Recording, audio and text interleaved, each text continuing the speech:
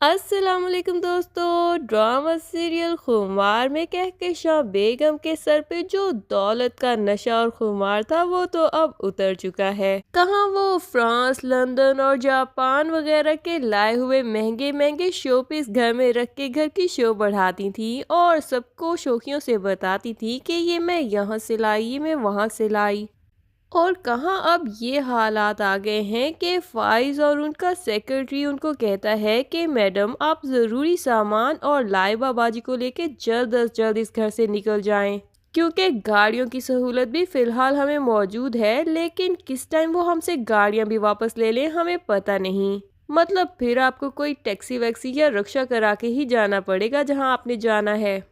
अब तो कहकशां बेगम के माइंड में ज़रूर आएगा कि उन्होंने जो कुछ हरीम के साथ किया वो सब कुछ ही उनके सामने आ रहा है। कहाँ वो हरीम को अपने घर से निकालना चाहती थी और अब वो खुद ही दरबदर हो चुकी हैं। और जिस तरह वो हरीम को बिना कसूर ही फाइज के सामने मुजरिम बना के पेश कर रही थी और फाइज से उसको डिवोर्स दिलवाना चाहती थी, बिल्कुल इसी तरह उनकी अपनी बेटी लाइबा को भी बेकसूर होने के बावजूद शादी के दिन ही उजाड़ दिया गया। लाइबा तो अभी तक इसी शौक से बाहर नहीं आई कि उसकी बारात कैसे वापस चली गई और उसका रिश्ता ही नहीं हो पाया, कि इधर से उनका घर भी उनसे छिन रहा है। कहकशां बेगम जो अपने बच्चों के प्यार में अंधी थीं, अब उनको समझ नहीं आता है कि वो लाइबा के किस दुख पे मरहम रखें। वो लाइबा से कहती हैं कि जल्दी जल्दी अपना ज़रूरी सामान पैक कर लो, हमें जल्द अज जल्द इस घर से निकलना है, वरना ये ना हो कि कोई ना कोई बहाना बना के हमें भी जेल में डाल दिया जाए।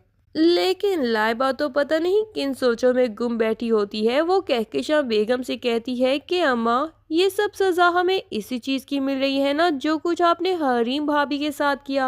आप माने या ना माने, हरीम भाभी के साथ आपने बहुत बुरा किया।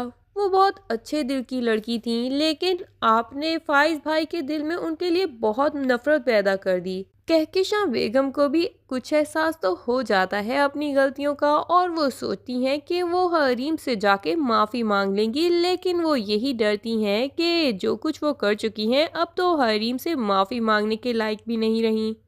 दूसरी तरफ हरीम को जब पता चलता है कि फाइज को भी पुलिस अरेस्ट करके ले गई है, तो वो अपने अब्बा को यही कहती है कि हमें इस टाइम फाइज की हेल्प करनी चाहिए, क्योंकि रायान भाई तो कनाडा में है और फुरकान साहब को भी पुलिस पहले से ही अरेस्ट कर चुकी है। हरीम के बाबा उससे कहते हैं कि मुझे फ़ख्र है कि मेरी बेटी का दिल सोने का है।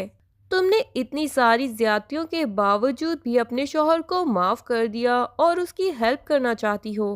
हरीम मुदस्सिर के पास जाती है और उससे ही कहती है, क्या आप मेरी हेल्प कर देंगे? मैं अपने शौहर को बचाना चाहती हूँ और उसकी ज़मानत करवाना चाहती हूँ। यहाँ उसका बॉस मुदस्सिर भी पूछता है कि उन लोगों ने आपके साथ इतना बुरा किया और अपनी बेटी की शादी वाले दिन ही वो आपको डिवोर्स देने जा रहे थे, लेकिन फिर भी आप उनकी हेल्प करना चाहती हैं।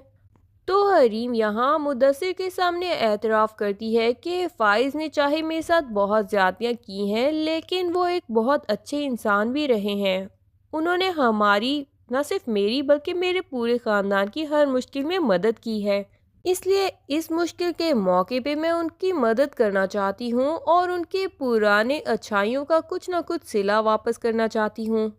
इधर रायान हमना से कहता है कि तुम्हारे बाबा के कहने पर ही मैंने इतना बड़ा लोन लिया और अपने सारे प्रॉपर्टी के पेपर्स बैंक में रखवा दिए, और अब हमारे ऊपर ये मुसीबत आन पड़ी है कि अब तो मैं कभी पाकिस्तान जा ही नहीं पाऊंगा और ना वहाँ जाके अपना बिजनेस सेटल कर पाऊंगा। लेकिन हमना कह देती है कि हमें पाकिस्तान जाने की ज़रूरत ही क्या है, वो हमें यहाँ आकर तो अरेस्ट नहीं कर पाएंगे।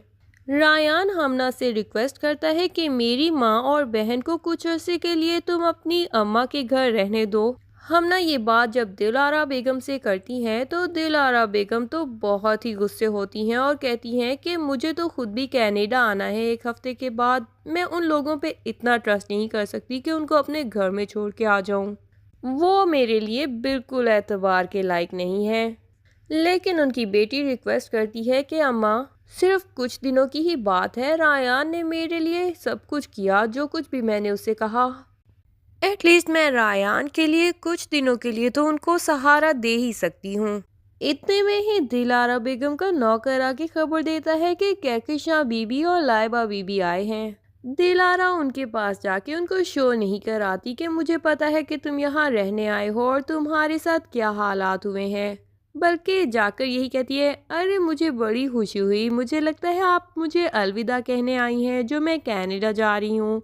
तो कहकशां बेगम यहाँ पे उनको बताती हैं कि मैं असल में कुछ दिनों के लिए यहाँ रहने आई हूँ, लेकिन कहकशां बेगम ये भी समझ आती हैं कि यहाँ पे भी वो कुछ दिनों के लिए ही ठहर पाएंगी। फिर उनको किसी और ठिकाने का बंदोबस्त करना पड़ेगा खुद के और अपनी बेटी के लिए। इधर नासिर के घर में नासिर और उसकी बहन की शादी का माहौल चल रहा होता है। नासिर की लालची माँ पूछती है कि बेटा, तुम्हारी बीवी ने हक महर में जो इतनी भारी रकम मांग ली है उसका बंदोबस्त आखिर हम कहाँ से करेंगे। नासिर बताता है कि मैंने पैसों का बंदोबस्त तो कर लिया है और जितने पैसे उसने हक महर में मांगे हैं उससे डबल करके ही मैं उससे वापस लूँगा। मैं उसकी सारी जायदाद जो अपने बाप से वो लेके आ रही है उसको अपने नाम करवा लूँगा, इसलिए आप फिक्र मत करें। नासिर की माँ बेध्यानी में उसको दुआ देती है कि बेटा, तू जो कुछ कर रहा है अल्लाह तुझे इसका अजर दे, लेकिन ये तो असल में नासिर के लिए एक बद्दुआ होती है और वो एकदम से शौक में आ जाता है, क्योंकि उसने तो हरीम जैसी इनोसेंट लड़की के साथ अभी तक बहुत बुरा किया है और वो यही सोचता है कि अगर माँ की दुआ वाकई असर कर गई तो मुझे क्या सिला मिलेगा। फिर अचानक उसकी जख्मी टांग पे दर्द से टीसें उठने लग जाती हैं और उसको याद आता है कि कहकशां बेगम ने कहा था, अगर तुमने मेरा काम पूरा नहीं किया तो तुम्हारी एक टांग के साथ दूसरी टांग भी तुड़वा दूंगी। नासिर कहकशां बेगम की धमकियों की वजह से ही चाहते हुए भी हरीम से माफ़ी नहीं मांग सकता, लेकिन उसके दिल में ये खौफ ज़रूर पैदा हो जाता है कि जिस तरह कहकशां बेगम के ख़ानदान से अल्लाह मियाँ ने एक मासूम को सज़ा देने का ये बदला लिया है, इसी तरह मुझसे भी ले सकता है। और हो सकता है कि अब वो जाकर हरीम से माफ़ी भी मांग ले और फाइज को सारी सच्चाई भी बता दे कि जो कुछ भी उसने किया उसके पीछे उसकी माँ का ही हाथ था।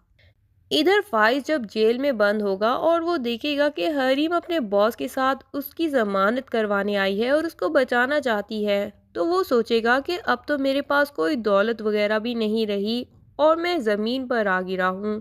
अगर हरीम लालची होती तो वो अब मेरे लिए क्यों इतनी मेहनत करती। मैं तो अपनी बहन की शादी वाले दिन ही उसको डिवोर्स देने वाला था और उसकी इतनी बेइज्जती की थी इसी बॉस के सामने कि अगर वो मुड़ के मुझे देखती भी ना तो भी वो थोड़ी सी भी कसूरवार ना ठहरती, लेकिन वो सब कुछ छिन जाने के बाद भी मेरी हेल्प करने आई है, तो मतलब वो एक अच्छे दिल की लड़की है।